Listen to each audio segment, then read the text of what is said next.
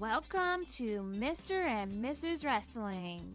I'm Steve. And I'm Mare, and we're breaking down the world of pro wrestling. From the eyes of a smart fan. And a casual fan, and everyone in between. Whether you're a lifelong fan or just getting into it, you've got a ringside seat with us.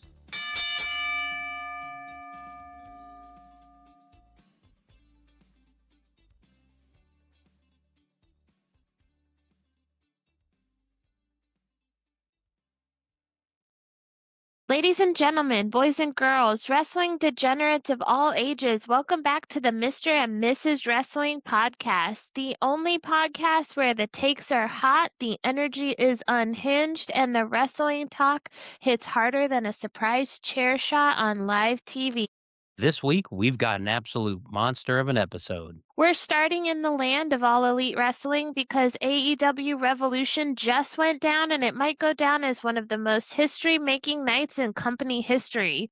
We're talking shocking returns, wild moments, and a rowdy debut that had the wrestling world blowing up faster than group chats during a pay-per-view main event. And because we don't stay in one lane around here, we're heading to the beautiful, violent circus that is Game Changer Wrestling, as Atlantic City once again became the home base for our favorite deathmatch maniacs. Then we hop the wrestling multiverse over to the kingdom of sports entertainment, WWE, where things got very Game of Thrones. The contract signing for Cody Rhodes versus Randy Orton ahead of WrestleMania turned into what we're officially calling the Red Wedding of Wrestling. Betrayal, chaos, and the kind of drama that makes you stand up in your living room yelling at your TV like a lunatic. But look, when an episode is this big, when the stories are this wild, and when the wrestling world is insane, you already know what had to happen. We made the call. The hotline lit up, and now Triple threat mode is officially activated. Joe is in the building, so grab a drink, tighten those bootlaces, and let's break down one of the craziest weeks in professional wrestling. This is the Mr. and Mrs. Wrestling podcast. Promotional consideration paid for by the following. All right, guys, before we jump back into the show, I got to tell you about something that's near and dear to my heart, and that's looking like $1 million without spending $1 million. If you're listening to the Mr. and Mrs. Wrestling podcast, you're already a top-tier wrestling fan.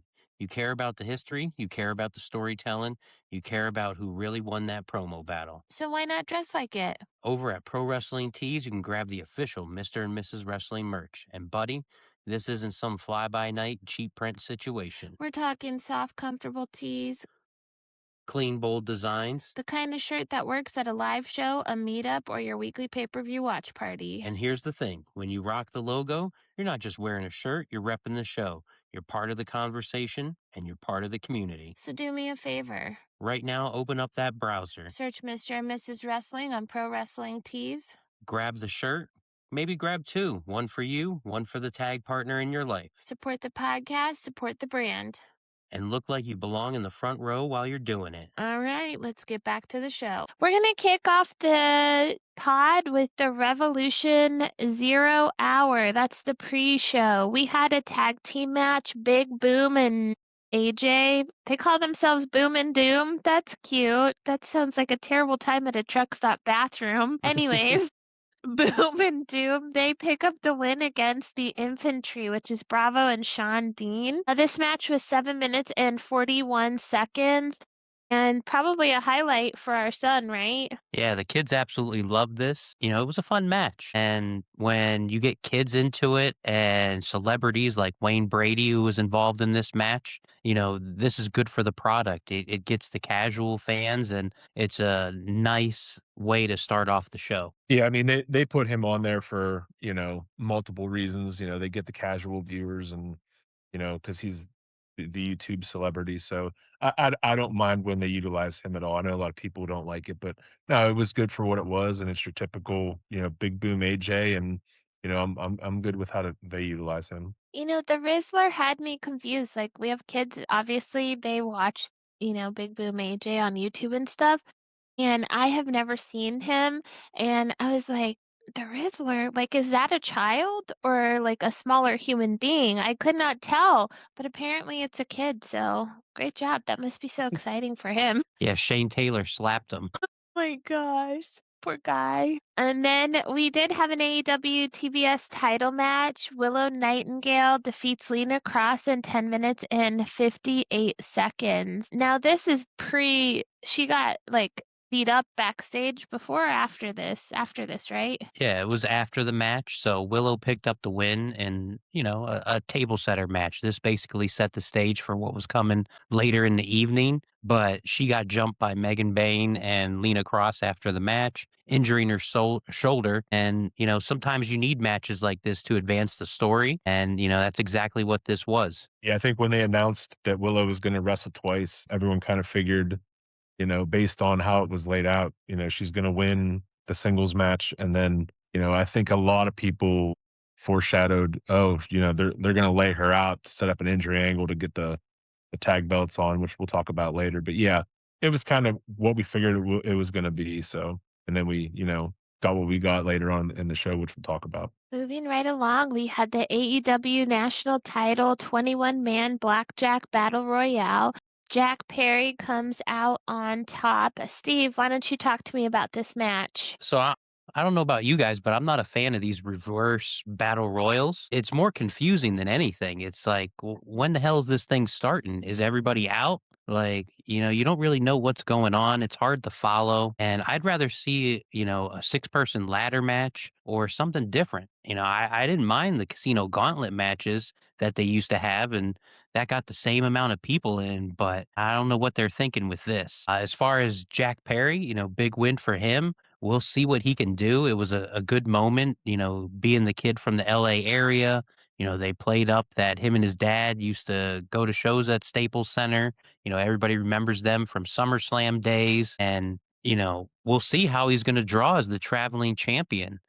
I was left underwhelmed when he had the TNT title. So we'll see if he's going to be able to go to these other venues like Ricochet was doing and if he's going to be able to draw. Me personally, I think this sets the stage for him to be a transitional champion. And I could very easily see him losing this title to someone like Andrade, who would be much better served as the national champion, someone that actually goes to all these promotions all around the world and can actually draw. We'll see. Maybe Jack Perry turns it around, but I don't expect him to be a long national champion. Yeah, I mean, I think like we've talked about before, I mean, the Jungle Boy, character has kind of run its course. I know they don't call him Jungle Boy anymore. They call him Jungle Jack. And, the song, from Baltimore gets a big reaction every time. But I think, he's at the stage of his career where, he's not in PWG anymore. He's not doing that, Tarzan like gimmick. It's time to maybe kind of, branch him off as a little bit more serious. Not that he's not a great in-ring wrestler, because he is. I just feel like that part of his career, he kind of went to the heel side, then he disappeared for a while. He comes back and now he's, Jungle Boy essentially all over again. I don't hate him with a belt. I just feel like the presentation, needs to evolve a little bit in order for people to kind of maybe take him a little bit more serious, going forward. So, and I don't disagree, Steve. I mean, they could pull that belt off him fairly quickly. So I guess we'll see what happens. I think he just needs character development. Like he is good in the ring. It's just like his gimmick's not fully realized is how it feels to me. Like when he went heel, like it was fun. I thought it was gonna be something great, but it wasn't. It was just him driving around in a van being grumpy all the time. And so I think with more time he could get better in terms of his gimmick. So we'll see what happens. I also haven't seen him cut a good promo. Have you, Joe? Not since he's been back. I think Yeah. when he had some decent promos when he was on that heel run, but they really haven't let him kind of do much of anything outside just having his matches. I like Mayor said, character development's big here, I think, with him. We're going to get right into the pay-per-view. The show started off with an AEW World Tag Team title match. FTR picks up the win against the Young Bucks. Joe, how did you feel about this match? How do you really top that? I mean, they could have closed the show with this match. I know Brian Alvarez gave it 5 stars. Anybody that listens to his, Wrestling Observer Live and things like that. But this match was insane. I mean, the only thing, and I didn't disagree with the finish, but a lot of people were under the assumption that based on, they're in the Los Angeles area, where the Bucks are from. The whole family's at ringside. The kids come out and, they're part of the entrance. A lot of people were, I guess, disappointed that the Bucks didn't win here, but I mean, it really wasn't the right time, I think, to pull the belts off FTR. Yeah. The in-ring was just insane, which we've come to expect from both of these teams. They're two of the best tag teams in the world. We've talked about how great the Young Bucks are at putting together matches, calling matches in the ring. So, I mean, the fact that this match was as good as it was is not shocking at all. So, I mean, it was a great opener. And the crazy thing is 2 matches later, you had another 5-star match with, with Moxley and Takeshita. So, this kicked off the show in a great way. And you had the big angle with, Cope and Christian coming back. So I was fine with how everything played out, and I'll let Steve take over from here. Yeah, the first thing that came into my mind was, wow, this might have been the second best tag team match I've ever seen. The first being Hangman and Omega versus the Young Bucks. I absolutely love this match. It was totally different than any of their other matches, which we needed to see because of the amount of times we've already seen this match. The small touches, the Young Bucks coming out in Laker colors, FTR coming out in Celtic colors. It's the rivalry. It was a nice touch. We talked about in our last episode, how good is Nick Jackson? And man, I had just tweeted, live tweeting on the show. Make sure you follow us on X, Mr. and Mrs. Wrestling Pod. How cool is that visual going to be when Nick Jackson fires up, with, blood coming down his face? He did it. It got a huge reaction. He's the man. Young Bucks, probably top 5 tag team all time. And, it was just a fantastic match. They hit everything and it was awesome. The big news was the return of Cope and Christian. And it sure seems like we're going to get a triple threat match at some point. Selfishly, I hope it's at Double or Nothing just so we can see it live. But Yeah. yeah, that's what it seems like it's building to. Cope looked great. He looked to be huge. Christian looks like Christian. And, that sets up a series of, individual matches, group matches, maybe mix it up a little bit. I mean, it would be fun. Maybe have some triple threat matches. Just imagine if we got, Dax versus Cope versus Nick Jackson in a triple threat match on Dynamite. And then on Collision, the other guys went at it. It would be something. Just the possibilities are endless here. So much talent in one company, and it's awesome. Very awesome. It was a great match. Moving on, we had a singles match. Tony Storm defeats Marina Shafir in 9 minutes and 46 seconds. And all I remember is hearing Steve go, Ronda Rousey! But go ahead, Steve. How did you feel about this match? How did Tony look versus Marina? Tony always looks great. Tony's, I think, the best woman in the world right now. It was a fun match, but like you said, the surprise was the return of Ronda Rousey. We don't know for sure. Is she back full time? Is she going to be, making sporadic appearances in AEW after her big fight in May? Is she with the Death Riders? Are we going to see a tag match? Are we going to get Ronda and Tony at Double or Nothing? They could save that for Wembley. They could do a lot of different things. I don't see her getting physical before her big fight with Gina Carano, but I think promos are definitely fair game. Yeah, I mean, before the angle with Rousey, I thought that match was pretty good. I mean, Tony took a freaking beating. I mean, Marina, is legit, women's MMA pioneer, and her striking is insane. I mean, Tony took some brutal, brutal strikes from Marina throughout this match. So that aside, I was fine with the finish. Marina, she's at the point right now where she can just have solid matches. She can beat people up. She doesn't need to be a monster that can't lose. I mean, she's in really good in her role. And then the Ronda Rousey thing, caught a lot of people off guard. I think she's doing this partly because she wants to promote her fight. And I think partly because she's really pissed off at TKO because they didn't pick up the fight. But I think, if she's in good spirits and she can be a heel because, when she was in WWE, like that last part of her run, she really soured on a lot of the fans that kind of turned on her a bit. And she loved pro wrestling because the fans loved her, and it kind of went the other way. So if they can let her be a heel and she can team with her best friend Marino, I think she'd stick around for a little bit, especially she's in phenomenal shape now too because she's getting ready for that fight. So, she might be able to stick around for, a few months after, going into the new year. So we'll definitely see. I'm looking forwd, and I hope for your sake, Steve, she is on that card in Queens. I just Yeah. hope they don't give her a microphone. Like, they need to get her a mouthpiece. I don't think she needs to do any talking. She just needs to be a badass. You know what I mean? Like, I just don't want to hear a promo from her.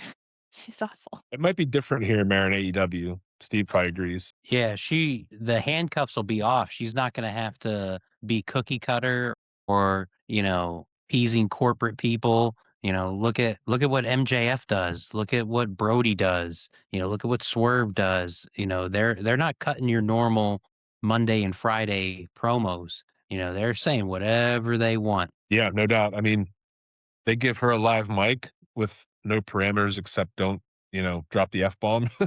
Could be. It's the opposite of, like, Brock Lesnar. Like, Brock Lesnar can't cut a WWE promo, but in UFC, he was great because Yeah. he didn't give a shit. And I think that's what AEW should, if they do get Ronda, they should book her like Brock Lesnar when he made his big comeback to WWE. She should be the monster, especially, depending on, the fight coming up. Yeah, no doubt. I mean, honestly, once I think what we might see, because I believe Double or Nothing is after the fight. So if she's not too banged up, I mean, Gina Carano hasn't fought in 17 years. So, I mean, my assumption is Ronda will probably armbar her and win fairly quickly, unless something, crazy happens. But, if she's not too physically beat up from that fight, she could wrestle on that show. That could be like, so the next Wednesday after that fight happens, they could announce, a Marina and Ronda against, Tony and Mina, tag match. Maybe then they can set up Ronda and Tony, for later on. So there's a lot of possibilities. I think a lot of it's obviously going to depend on the fight. So excited for that though. That's a good coup for Tony Khan to get Ronda Rousey. You got her at the right time when she's getting ready to fight, so she's in phenomenal shape, and she's pissed off at TKO. What a great time to get Ronda Rousey. Unbelievable. Like, I don't know, like putting fire in a bee's nest or something. But with her match being before the big show, like, do you really think that if she loses, it could change that trajectory of her run with AEW, Steve? I mean, I think it could go either way. I think if she lost, it might even be better for her as a heel because then she could come out and just, the fans will mock her. They'll ridicule her, they'll yell at her, and she could play into that and be the ultimate heel. So, I mean, that would be good there. The other thing that, I was curious about, Joe, how big would it have been had Mariah May not left and she was the one teaming up with Tony against Marina and Yeah, I mean,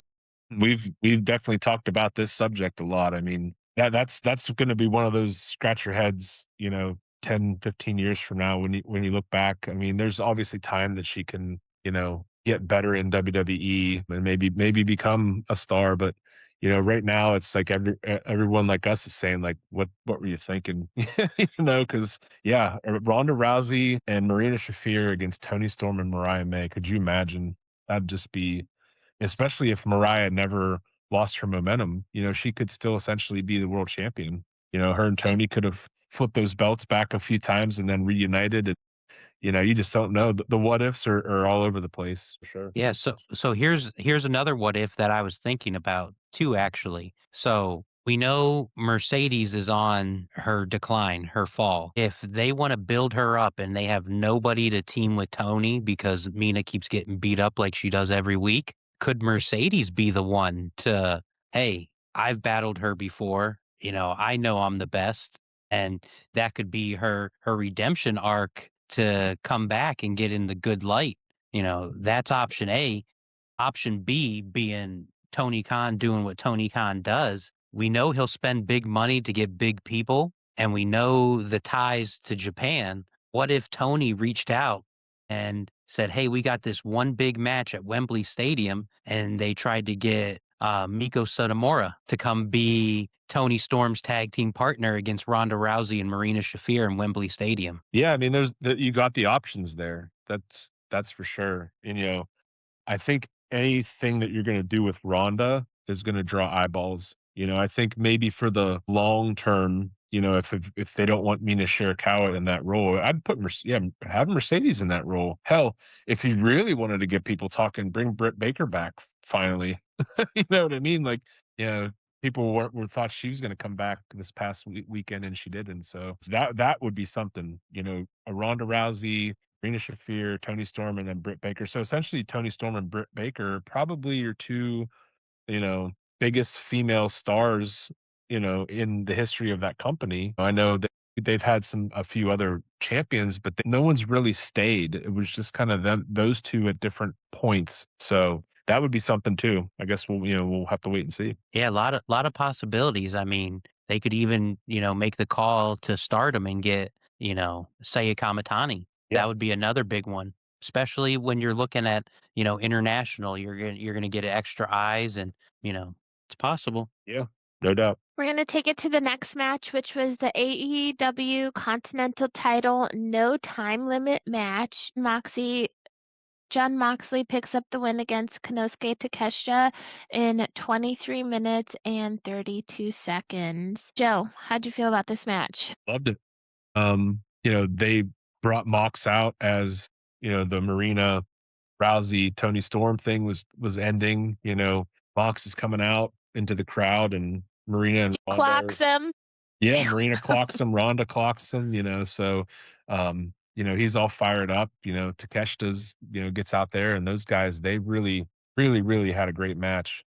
Both of them highlighting, how great they are in ring, how strong they are physically, just a great match. Like I said, honestly, you had out of the first three matches, you got two 5-star matches right there, and then you have a good angle in between there with Ronda. So I liked the match. I thought it was the right finish. It's clear the fans want to turn Mox babyface, but it's very obvious based on the booking right now and how he wrestled that match is he's clearly going to stay a heel. And we had the return of Will Ospreay there, so that obviously sets up the next program.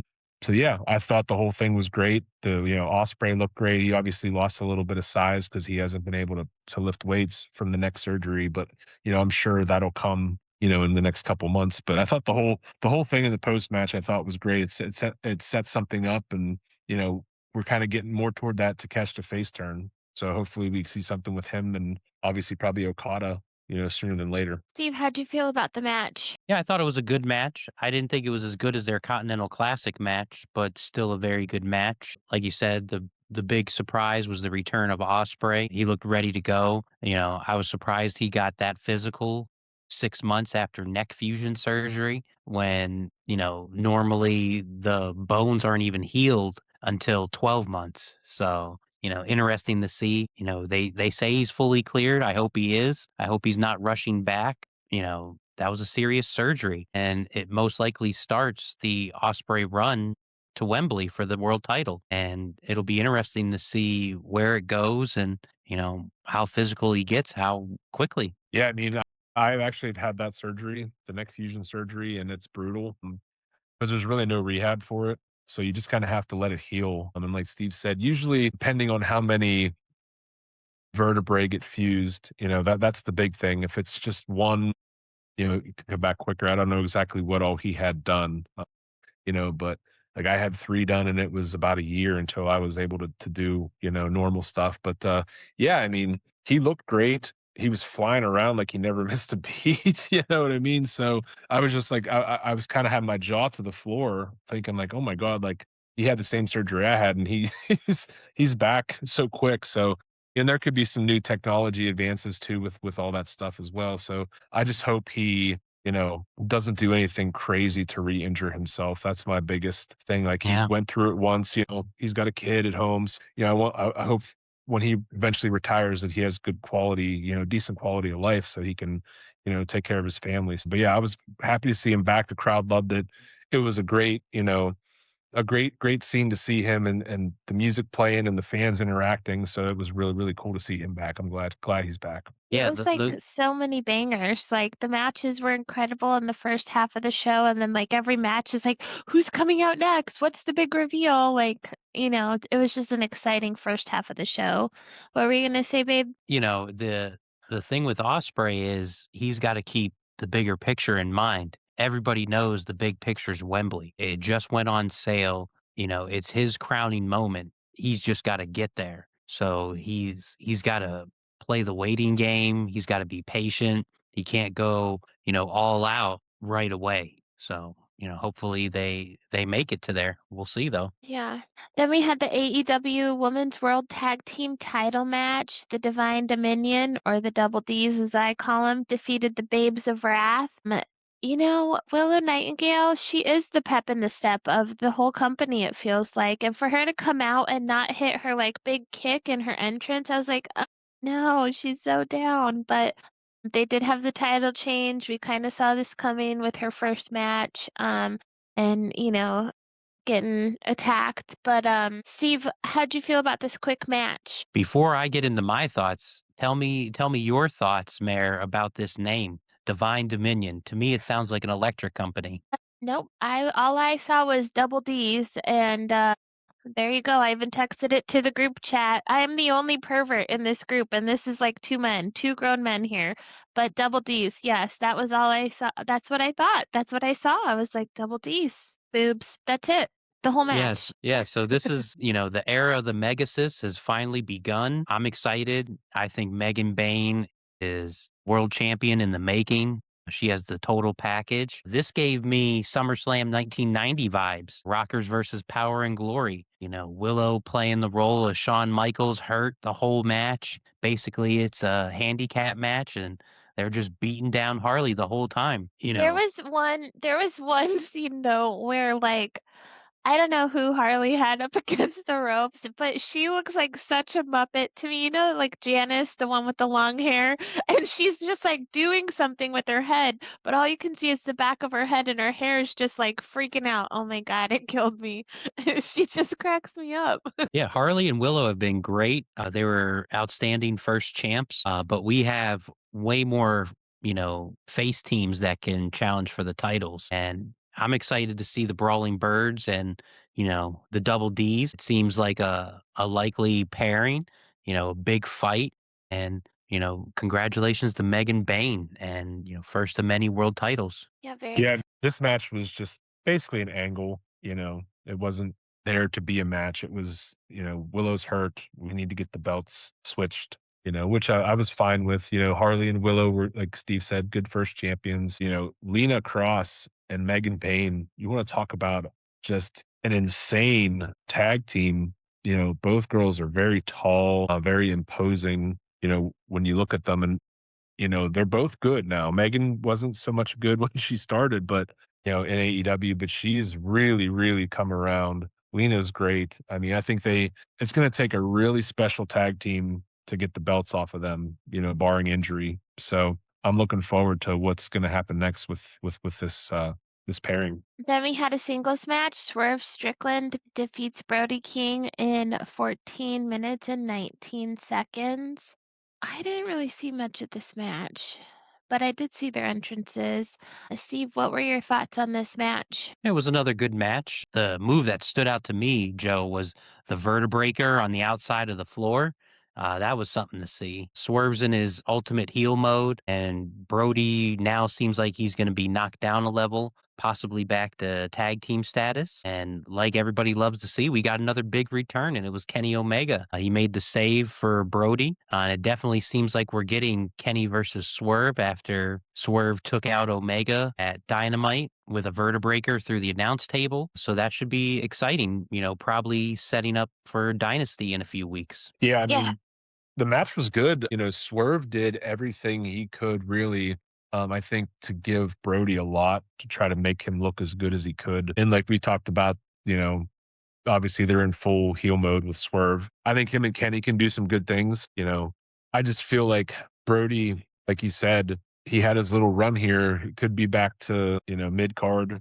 I wouldn't be opposed to him and Bandito getting back together. I think that could keep them fresh. They could go, they could go to Ring of Honor. They could go to, CMLL. They could move them around a little bit to kind of keep them fresh, and keep them going. I think I'd rather see a Brody, um, in a tag team with Bandito to stay closer to the top of the tag team scene than rather see him fade down because he's really good, really, really good in the ring. He's a big, monstrous baby face. They could obviously turn him heel, which is possible, but I would like to see if they're not going to do anything with him, get him back in the tag team with Bandito. At least the people like it. So We were thinking it was Buddy that was coming out at first, and then it was Kenny Omega. But we'll see I him love soon, probably. Yeah. I'm sure. I love Brody King. I mean, mostly it's just his tattoos. Like every week he comes out and I'm just like impressed with the quality of the tattoos. Like there's no fading, it's not fuzzy, like they always look on point and like he just is huge and he's intimidating. He's got like that gold tooth situation, like he's like a tattooed pirate and I just enjoy him and hopefully we'll continue to see him and they'll utilize him, to the best of their ability. Moving on to the AEW Women's World Title Best 2 out of 3 Falls match, Tekla picks up the win against Chris Statlander. So I had no idea this was the best 2 out of 3 Falls match. So the first time Chris Statlander pinned Tekla, I was like, oh my God, they switched the titles again. Yay, but we hate this. Turns out I was wrong and I had to like cool my jets. But what did you guys think about this match? Joe's I thought first it this was. time. Or Oh, Steve. go ahead. Go Go ahead, ahead. Steve. You're good. Go ahead, babe. I thought it was a fun match. Not the normal 2 out of 3 falls type match. It was pretty quick, 17 minutes for 3 falls. I really enjoyed the belt spot at the end. I think Danielson brought a lot of good to this match through commentary, stressing, oh, they could get disqualified and lose the title like this, which would have been something interesting. And, the looming threat of that was something fun. I've really enjoyed Tekla as champ. She carries it well and, she's really upped her game, I think, since the turn of the calendar year. Yeah, agreed. Like we discussed on the last show, this wasn't the right time to take the belt off Tekla. Everyone was kind of shocked she won it, so establish her, like we said last week. So I was glad that they didn't make a switch here.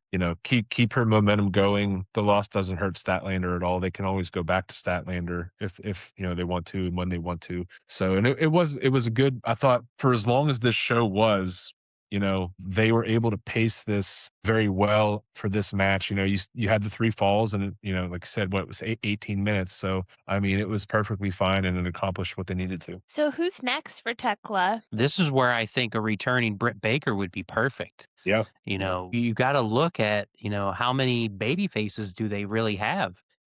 Tony's in the middle of it with, Marina and now Rhonda. Mercedes, she's going through a downfall. She already went through Thunder Rosa. She just went through Statlander. Who is it? I mean, we could get like that, the random Serena Deeb comes back for a Blech. challenge. We could get they could bring Diana up for Diana Perrazzo up for a Yeah. challenge. Yeah. I actually, I wouldn't mind having her and Athena go at it. That'd be good. Yeah. Yeah, I mean, it's possible. It feels like to me, this is that time of the year where we see Riho for like a month and, feed her Yeah. to Tekla just to get to Double or Nothing and then, maybe get something else there. Or we haven't seen Hikaru Shida for a while either. Nope. Seen Where her has in a she while. been? Yeah. She has not been around. I There- liked there- her a there's some lot. names. There's some names they could throw in there just as placeholders, which isn't a horrible thing. If you want to establish her for a good, almost year-long run, that's what you got to do.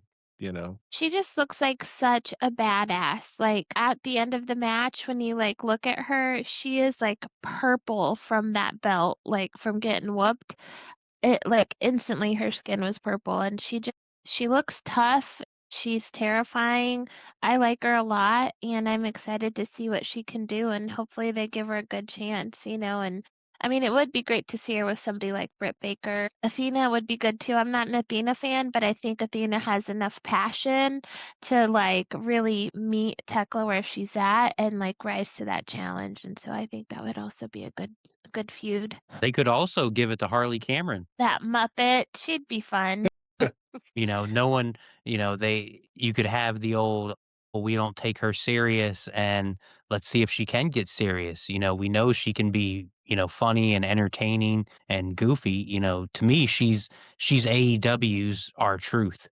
She can win, she's entertaining, she can do a little bit of everything, but now can she be a viable contender in the world title picture? Yeah.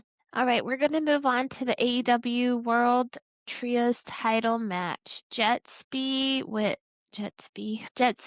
Mystico defeat the Don Callis family. So we had Kazuchika Okada, Kyle Fletcher, and Mark Davis. This was a title change in 17 minutes and 21 seconds. Babe, let's hear about it. Your favorite guy, he was in the match. Yeah, this was an awesome match. I wouldn't expect anything less from these 6 individuals. Jet Speed wore masks to match Mystico, which was a nice, cool touch. I absolutely loved the finish of this match. Kevin Knight hit that UFO splash and went 3/4 across the ring. And if you rewatch that, you can just hear the thud of when he hit. It was awesome. Mark Davis had a lot of cool pile driver variations. It was awesome. It was cool to see. The big thing after this match is it was announced that Mystico is all elite now. So he has a dual contract and he's going to be working more US dates. Most importantly, keeping him away from WWE and keeping him in CMLL and AEW. So, awesome match, transition to get, Okada and Fletcher freed up, most likely Fletcher to defend the TNT title, Okada hopefully to go after, Takeshita, but we'll see. I was thinking about the great first run he had in WWE.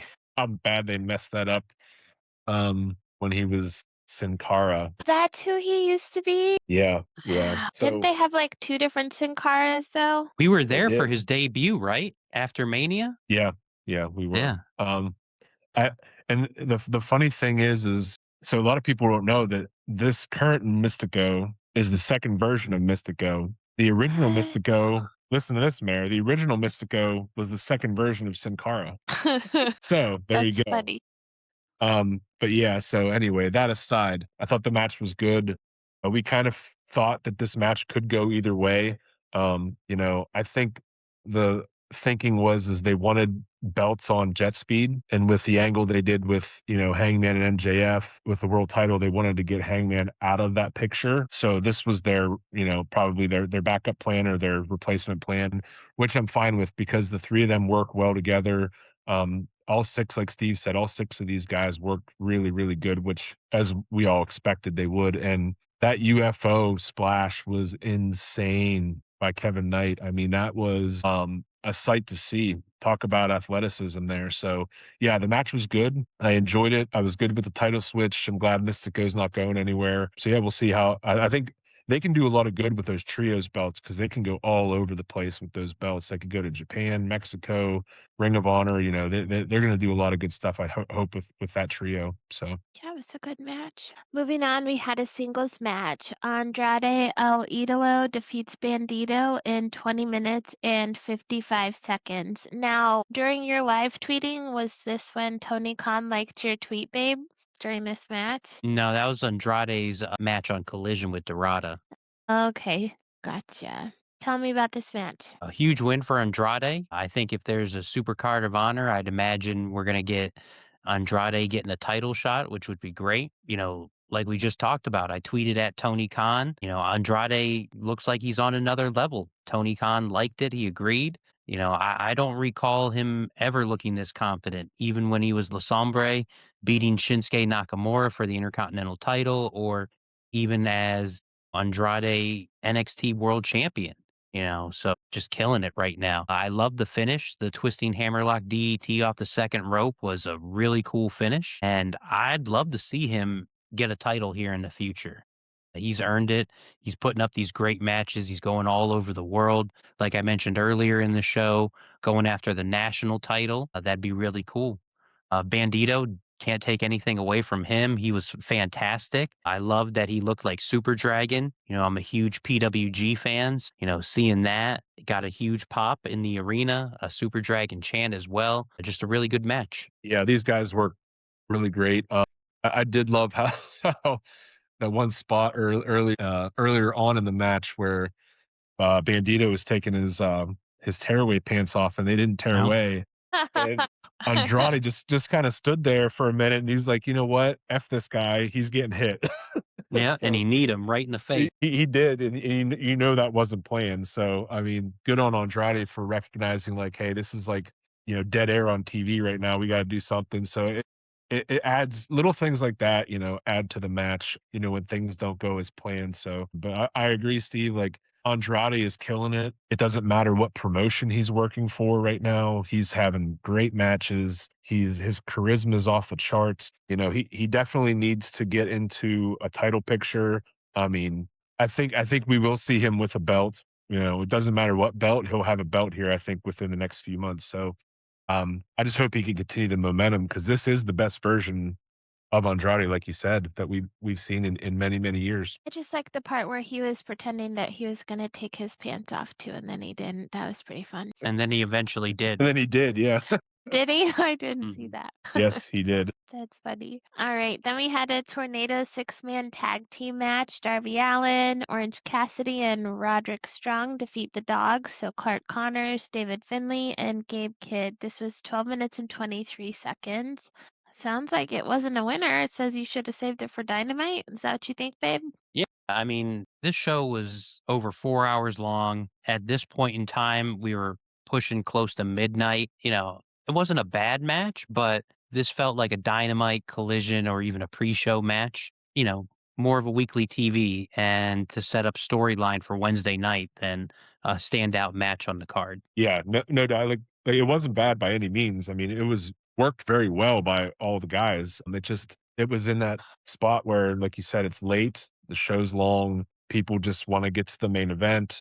I think the fact that Darby was in there probably helped crowd reaction to a point, and probably Orange as well, because those guys are so beloved, by the AEW fan base. So, but I mean, I agree, it wasn't necessary. Um, so it was well wrestled, and I was fine with what happened. But yeah, it was more of a storyline placeholder match than anything. And I agree with Steve; it could have just been saved for TV. Right, guys, we're going to talk about the main event. It was the AEW World Title Texas Death Match. MJF picks up the win against Adam Page and totally got his ass kicked. That was an insane match. Steve, why don't you just start us off? Yeah, this was something wild. They went all out. We had skewers, glass, barbed wire, staple gun, real light tubes, and even a syringe. It's disgusting. If you like death matches, this was up your alley. If you don't like violence, then this was certainly not for you. I loved the little promotional video for MJF before the match, where, he was a cowboy and he pissed on Hangman's grave. My son thought it was the funniest thing on earth. MJF came out in Terry Funk inspired gear, which was a beautiful touch. This was a long match. Yeah, it 46 was. minutes and 18 seconds. This bell didn't even ring till after midnight, but it kept you interested because it was wild. And the finish saw Hangman getting hung over the top rope. Mary, your favorite thing, he was Ugh, choked out. hate it. Yeah, he was choked out with the dog collar, which was a nice touch. You heard MJF, and he does this better than anybody, talking throughout, the ring and being able to pick up those moments.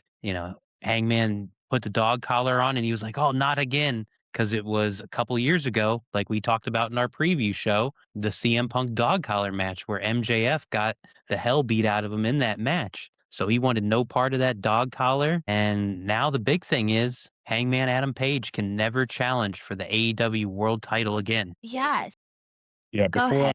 talk about the match, I want to talk about the stipulation. So the big thing with AEW when they announced that they were going to become a promotion was They were not going to be like WWE. So part of that meaning is they were going to follow stipulations and not go back on them. So you have a guy like Hangman Page who has been a fixture in your top title scene for a majority of his AEW run. There was a little time period there where he kind of went to the mid card for a little bit, but he main evented your first pay-per-view ever for the world title, multiple time world champion. He's only 34 years old, and he's one of the best in-ring wrestlers currently, probably in the world right now. Great character, great talker. Anytime you put him out there, he's putting on a great performance, having a great performance. So why you handcuff your stipulation or your one of your top guys with this stipulation is really mind-boggling, because now you're telling everybody we just either A, screwed one of our better wrestlers on the roster, or B, we're going to become like WWE. If anybody that watched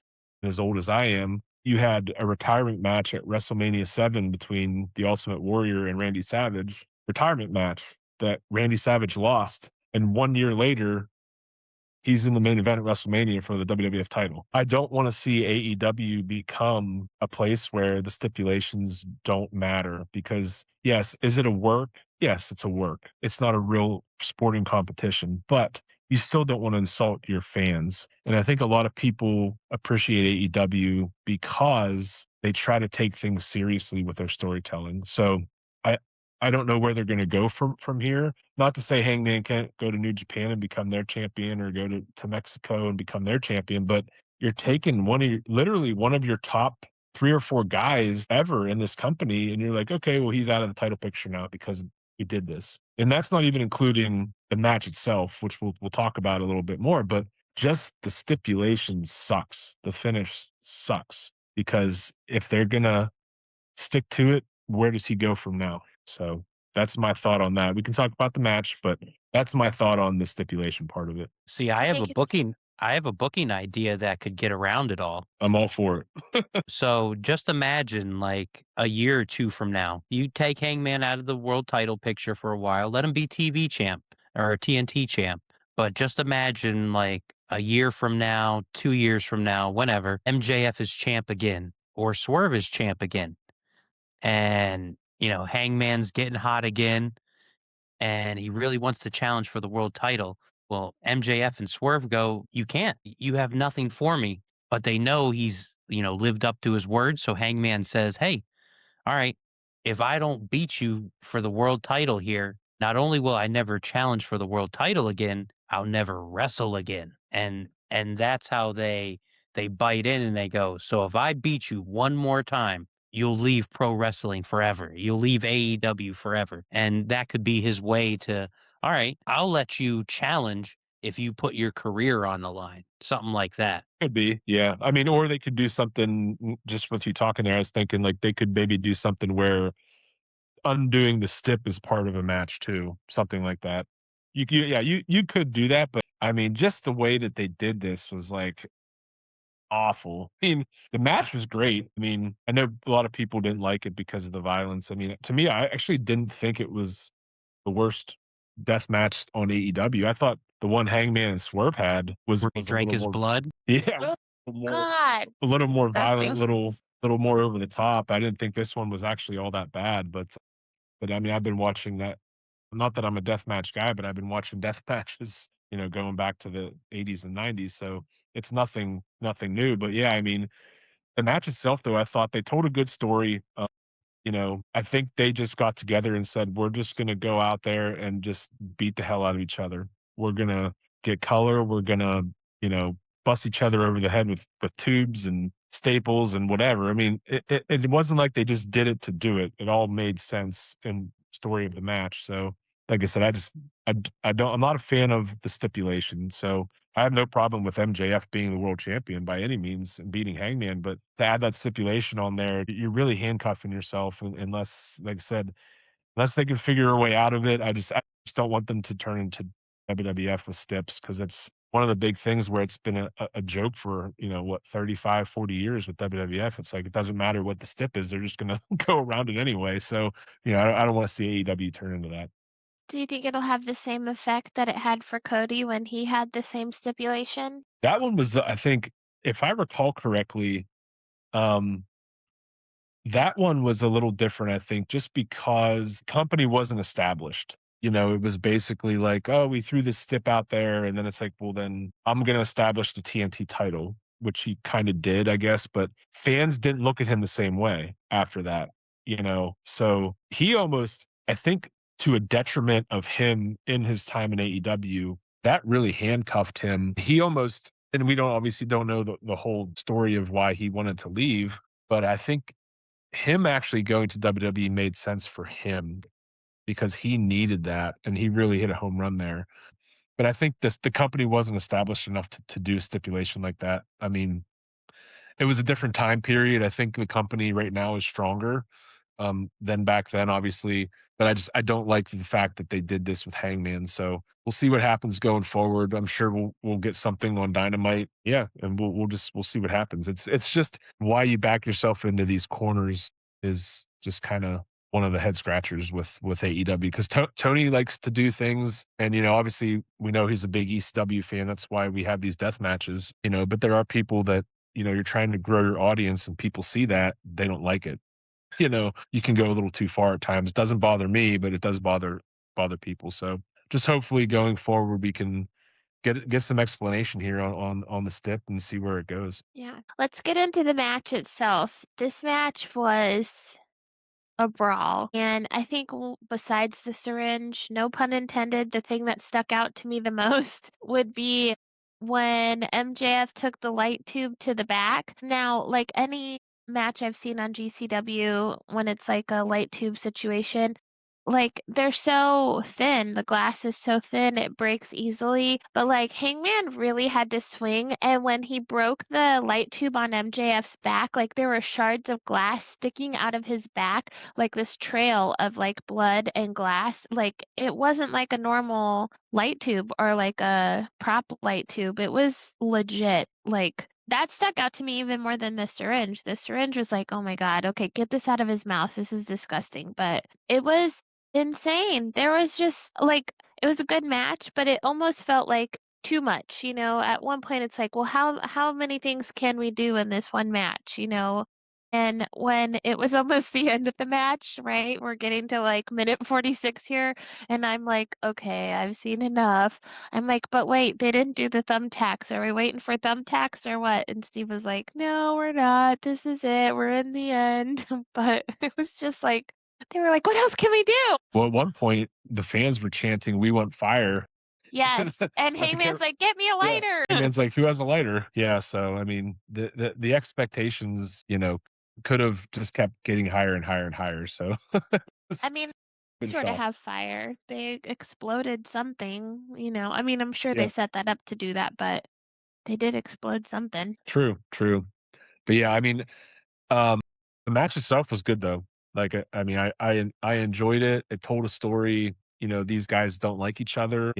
Texas Death is exactly as it sounds. It's a death match, so they definitely delivered in that aspect. Yeah, they did. All right. Well, we're wrapping up this pay-per-view here, but one person we've kind of talked about throughout is the DMD, Britt Baker. EW fans haven't seen her on television since November of 2024. Her last match for the company took place on the 13th of November 2024. It was on Dynamite in Pittsburgh, where she defeated Penelope Ford. One fan pointed out during Revolution that there's one big return staring us in the face, alluding to Britt Baker. The DMD responded to the post hinting that her return to AEW isn't her decision. What do you guys think about that? Steve, what's your thoughts? Yeah, this is the one thing about Tony Khan I don't understand.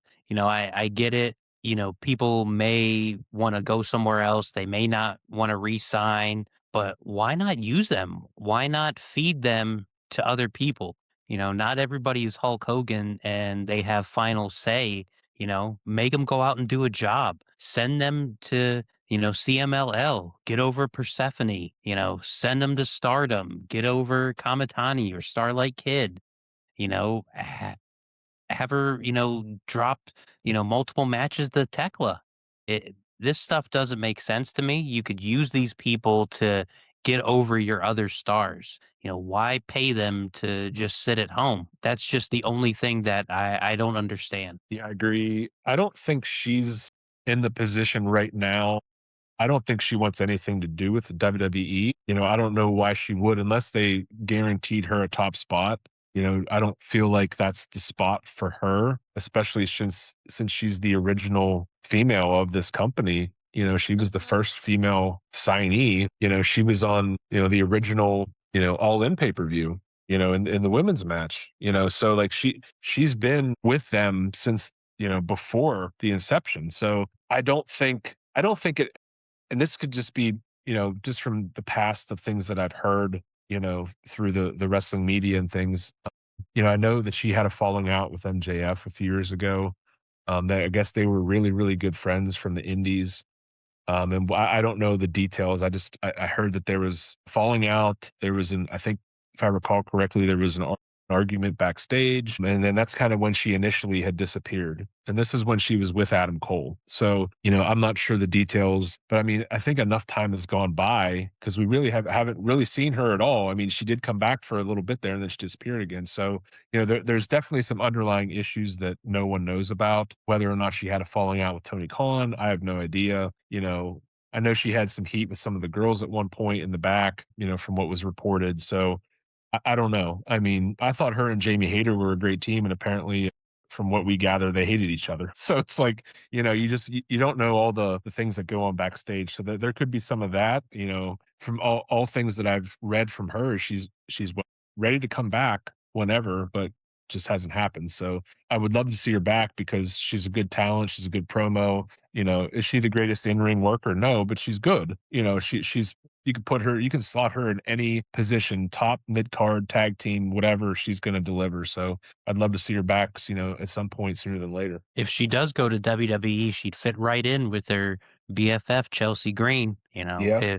Back in the day, in Chelsea's first NXT run, the original group was supposed to be Chelsea, Deanna, and Britt Baker. That was the initial idea, and then Chelsea got hurt. Deanna got let go and she went to TNA, and then Britt went to AEW, and they've all been separate since. I'd love to see Britt and Deanna get back together. There's a tag team, two people that get along, that are friends, that would seamlessly work together, and bam, you got another tag team. Yeah, I mean, of all four of those girls from the original All In are really no longer with the company. I think Madison Rain's still doing the producer thing. Yeah, but I mean, none of them are on TV really. I mean, Chelsea here and there, and Tessa's in TNA now, I think, and CMLL. And CMLL. So yeah, it's like, you had that core group of girls from that indie scene, and they're kind of all over the place now.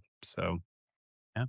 Did you have anything to say about those media scrum notes or the Dynamite note you made? Yeah, so for the media scrum, the big thing that stood out to me is that there was talk next year, someone brought it up, maybe outdoor show at SoFi. There's no WrestleMania next year in the US as it stands right now. What better way? I mean, you have the strong partnerships. You could get CMLL, you could get New Japan, you could get AEW. You could, now they're partnering up with Maple Leaf Pro. So there's another one. They've been cordial with MLW, so you could get some MLW talent.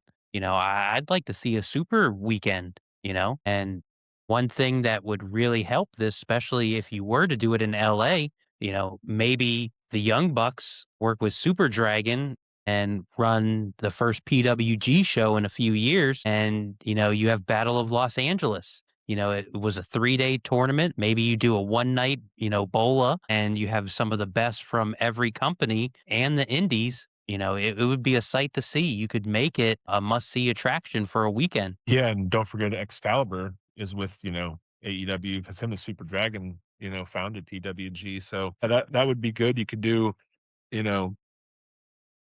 almost a WrestleMania like weekend, essentially. That's a great idea. I think that would be a good market. You could do LA, San Diego. You could tie in your CMLL. You have the Hispanic markets there close by, and you're on the West Coast. You could fly in the guys from Japan, relatively easily. So that would be good. It's not a bad idea. I mean, as long as we're not, there's not a World War III over in the Middle East, WrestleMania will be in Saudi Arabia next year. So it's a good idea. I think it's something they should definitely explore. To start another tweet campaign. That's right. And then we have a couple of matches already announced for Dynamite. So we're recording this Tuesday. So Dynamite is tomorrow. So we have Gabe Kidd versus Darby Allin in a casket match. We also have the rematch, Tony Storm and Marina Shafir in a no DQ match. And the big return that was just announced before we started recording, Joe, Will Ospreay versus Blake Christian. So he's wrestling? He is wrestling tomorrow night on Dynamite. God, they're just gonna have to fuse his whole back. I Gonna don't break think himself. I don't think that's going to be a long match. I think that's going to be probably your 5 minute, highlight for Will. Tony and Mina no DQ, that could be really good depending on if they want to go with a match or if they want to go with an angle. I think they're in Ronda's Fresno. coming out and Yeah. choking her out. Yeah, they're in Fresno, so Ronda lives in Los Angeles area. So yeah, I mean she'll probably be there. And then Gabe Kidd and Darby, that's gonna be probably a bloodbath, if I had to Yep. guess. So yeah, three good matches, well, two good matches and a highlight match. But it'll be nice to see how Will looks getting back in there. All right, we've just survived AEW Revolution, a night of shocking returns, a rowdy debut, and moments that had the entire wrestling world losing its mind. But listen, wrestling doesn't stop. Chaos doesn't take a lunch break. And if you thought AEW was wild, buckle up. We're hopping from the bright lights of All Elite Wrestling to the blood-soaked, beautifully chaotic world of Game Changer Wrestling, where anything goes and the audience isn't afraid to get a little dangerous. GCW is back in Atlantic City, and our favorite deathmatch maniacs are ready to remind us why this promotion is pure adrenaline. Good violence. Let's touch on the highlights from GCW and our favorite deathmatch darlings. Ashes to Ashes is the name of this show. And is it a pay-per-view? I mean, it's a GCW Just a show. Yeah. Okay, so we're going to talk about Ashes to Ashes, the GCW show. There was a singles match. Blake Christian picks up the win against Marcus Mathers in 16 minutes and 52 seconds. Steve, tell me about it. So this was a fun match. AEW signed talent versus WWE ID talent. It was interesting that they even got to pull this off. I think both these guys have a lot of potential, especially Marcus Mathers. Mathers liked my tweet, reposted it when I was praising him this weekend. He has the look. He's super smooth. He's got a lot of potential. He's been featured on Evolve, and I expect him there shortly. I'd like to see Blake Christian go to Japan and get some Super Junior work. But like we just talked about, he's got a big match on Wednesday, so big showcase for Blake Christian. We'll see if Tony can get him that Jack Harlow song. I don't like no whips and chains. That's a good one. I doubt he can get it, but hopefully. Did you have any thoughts, Joe? So I was only able to see some highlights from this show because of work, so I didn't get a chance to watch, each match in full. But All right, Garrett. yeah, so this, both these guys are good though. I've always liked Blake Christian. He's a solid worker. I think anywhere he goes, he's a solid hand. He can always have a good mid card match, a good opening match. I mean, like we talked about, he's probably not going to do so well against Osprey tomorrow night. But yeah, both these guys are good. It's good that they're working places like this. They're getting experience. They're putting their names out there. Especially Mathers, he's more of the newer guy. Obviously, Blake's been around a little bit, so but it's good to get in front of different crowds and get work in. It just makes them better wrestlers overall. So yeah, I mean, I hope both these guys can just keep moving upward. Then we had a singles match. Alec Price defeats Gary J in 9 minutes and 14 seconds. How'd you feel about this match? So Alec Price, one half of YDNP. They're really talented, a tag team. And, I'm glad that he's now signed to AEW. Hoping to see more of him on AEW TV and Ring of Honor. Just a really good wrestler. I got to first see him back at Blitzkrieg out in Enfield, Connecticut. So nice to see him getting signed and doing his thing. Then we had another death match of the night. John Wayne Murdoch defeats Vipress in 13 minutes and 7 seconds. Now, is this the total light tube crazy? She's just like bleeding out, dying in the ring, and he just keeps hitting her. Is that the match? Yep. That's all there is to say about it. Just Yeah, kidding. so I watched this with my 5-year-old daughter. We're We're great parents. We really are. we're watching this, and my daughter goes, "Wow, that's a lot of light bulbs." And this girl, Vipers, is just getting rocked left and right with so many light tubes. It was unbelievable. I've never seen so many light tubes. This was a bloody, violent, fun match, and it's exactly what GCW is all about. Very enjoyable. Yeah, he Tool we use in our Steve sent me house. the yeah, Steve You sent me the screw tweet around, for you'll that. find out. Exactly. Yeah, he sent me a tweet, I think, when that was going on, and I was just like, "Oh, dear God." But yeah, that is exactly what deathmatch wrestling is right there. So yeah, They're just the light tube promotion, like GCW on their rings, they just have like light tubes instead of, different sponsors. yeah, We had a six-way scramble match. Teriyaki picks up the win against Anakin Murphy, Don Freeze, Jimmy Underwood, Logan Cavazos, and Ray Jazz. Now, fun fact, Junie Underwood was at 814 Wrestling, right? He took pics with the kids and signed a couple autographs, and that's kind of fun to see one of our hometown guys on GCW. I didn't watch the match though, so you're gonna have to tell us about it. Yeah, so Teriyaki really stood out. He impressed me a lot here. He looked really good. He did a really cool corkscrew can opener finisher, Joe. It was something to see.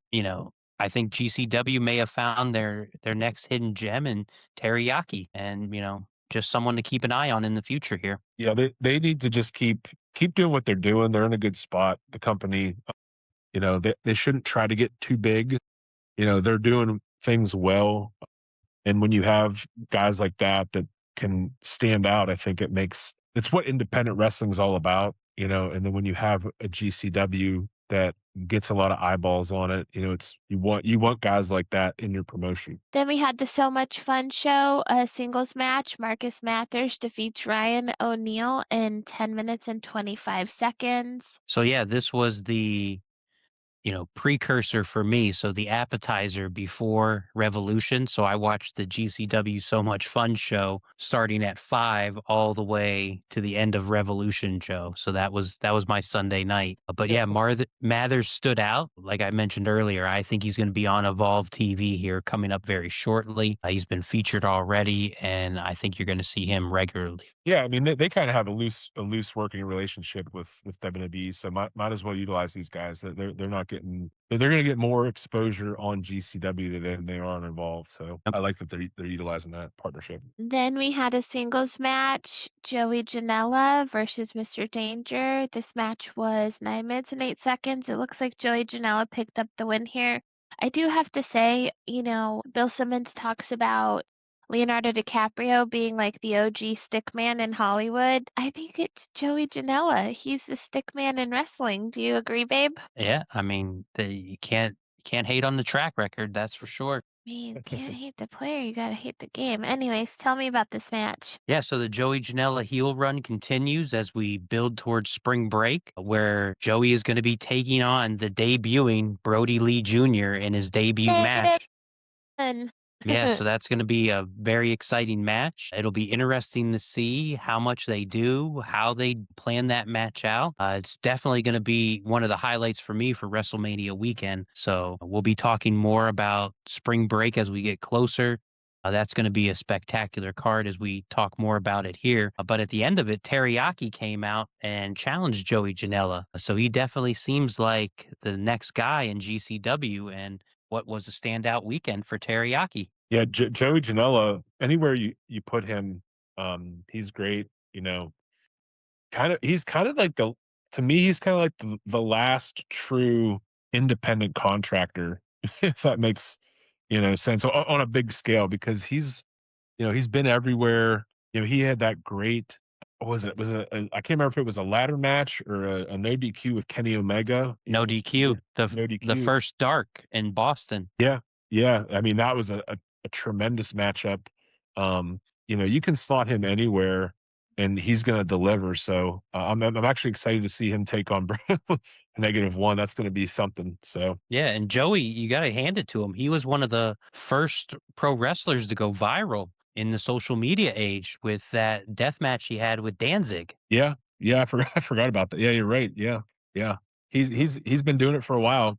Hats off to him. Then we had the GCW Tag Team Title match. Busta and the Brain defeat Don Freeze and Ruckus in 2 minutes, 12 minutes, and 33 seconds. So yeah, Joe, this is the Ruckus from mid 2000s Ring of Honor Ruckus. So yeah, it was nice to see him. Obviously a lot older in the tooth. Busting the Brain, YDNP. They're the best indie tag team going right now, and the more work they can get. Especially on the big stage on those Ring of Honor tapings in Jacksonville, and anytime they're showcased in AEW, it's going to be something good to see. But if any of our listeners haven't seen Alec Price and Jordan Oliver, definitely check them out. They're one of the best tag teams out right now. Yeah, they've made their little pop-up appearances, on TV here and there, but yeah, when they're actually allowed to cut loose and they're not just part of an angle or a squash, they're solid. So yeah, hopefully we can see more of them going forward. Then we had a tag team match. Bussy, which is Alley Catch, and Effie versus Unassigned and Don't Care. Anakin Murphy and Gary J. Was a no contest in 12 minutes and 30 seconds. Allie had the most impassioned promo for Effie. Is this where she issues the challenge for spring break? Loser leaves GCW. Yeah, Also, so Effie, if you're listening, I'm wearing your shirt. yeah, Effie, supporter of the pod, supporter of our, efforts here. And this was Bussy's first time teaming together in a long time. And Effie is definitely not all right. He's been getting unhinged. He's been losing it since he lost the world title. And yeah, Alley Catch and Effie 1-on-1. And it's going to be something. Loser leaves GCW, two long staples of GCW. Allie has looked great since coming back. She's in great shape. She's getting WWE ID matches. So, you could see where that is heading. But yeah, it's going to be a huge moment at spring break for Bussy. So, how do you expect this to play out? Like, what if Effie loses and he has to leave GCW? Where is he going to go next? I mean, I don't see Effie losing. I would be completely shocked if he were to lose. I could see Alley Catch, she's done some stuff in TNA. She's doing some stuff on Evolve. I could see them, giving her a shot. She's talented. I think if she went to the NXT system and started working with like those Kendall Grays, Maddie Rarenkowski, there's talent there, and I think she would be able to fit in really well. Yeah, there's potential there. She's been good. I mean, she's been around. She's not, by any means a rookie. She's been doing this for a while. So, I remember that big when they had what was that Hammerstein Ballroom show they did a couple years ago. Her and was Ruby Soho. And that Yep. was kind of like the biggest match on the show aside from Tremont and Gage against the Briscoes. That was kind of the most hyped match on the show other than the tag match. But yeah, I mean, she's got potential. I think she's not going to be able to be this version of Ali, but if she goes to the WWE system, they can repackage her and she could do good things. So I hope she gets the opportunity. Then lastly, we had the Atlantic City Street Fight. Our guy Matt Tremont picks up the win against Christian Napier in 21 minutes and 24 seconds. Tremont, he's our favorite entrance of all time right now. Babe, how was this bloodbath of a match? Exactly what you're going to think it is. Matt Tremont being Matt Tremont. It starts out, like you said, best entrance in wrestling right now, coming out the journey separate ways. That GCW crowd goes nuts. Matt Tremont is, this version Sandman. He gets the pop. He comes out and business is picking up. I'm glad to see him getting his shine, getting that showcase. I was lucky enough to see him in Hartford this past summer. And it was something to see. It's fun. If you haven't been to a GCW show, definitely check it out. There's nothing like it. Yeah, he's the deathmatch guy now. So, every time I've seen him, he's always he's always willing to take a beating. So I didn't get a chance to see this one, but I have no doubt that it was I'm sure bloody and violent. So, but When I get to see him, I enjoy it. It's got that big old bald head, perfect for skewering. Like, the amount of skewers he's taken is ridiculous. Or glass. Somebody did the glass on his head, the broken light tube on his head once. That was gross. All right. We've seen AEW deliver history and GCW deliver madness. Time for a quick part 1 break. Grab a drink, stretch your legs, maybe check your phone, but don't get too comfy because part 2 is about to blow the doors off. We'll see you on Friday for part 2. If you like this episode, follow us on Instagram at Mr. and Mrs. Wrestling Pod. Tweet your thoughts or follow along with Steve on the live tweets on X at M&M WrestlePod. Watch us on YouTube. Hit us up at Gmail. If you have questions, Mr. and Mrs. Wrestling Podcast at gmail.com. We've also got a Facebook and a TikTok for Mr. Wrestling, for Mrs. Wrestling, and for Joe in triple threat mode. We'll see you next time. Okay, serious question. How do people let everyone know they're listening to the hottest wrestling podcast in the game? That's easy. They stop yelling it at strangers in Target and they go to Pro Wrestling Tees. Boom. See? Growth, maturity, merch? That's right. The official Mr. and Mrs. Wrestling podcast shirts are live. Fresh designs, soft tees, drip approved. Perfect for WrestleMania watch parties. Perfect for AEW, WWE, TNA, and even New Japan Pro Wrestling pay-per-views. Perfect for when you're cutting a promo in your living room. Or when you're reminding your spouse you were right about that heel turn. I was right. Debatable. What's not debatable? You need this shirt. Head over to Pro Wrestling Tees and grab yours now. Support the podcast. Rep the brand and join the Mr. and Mrs. Wrestling family.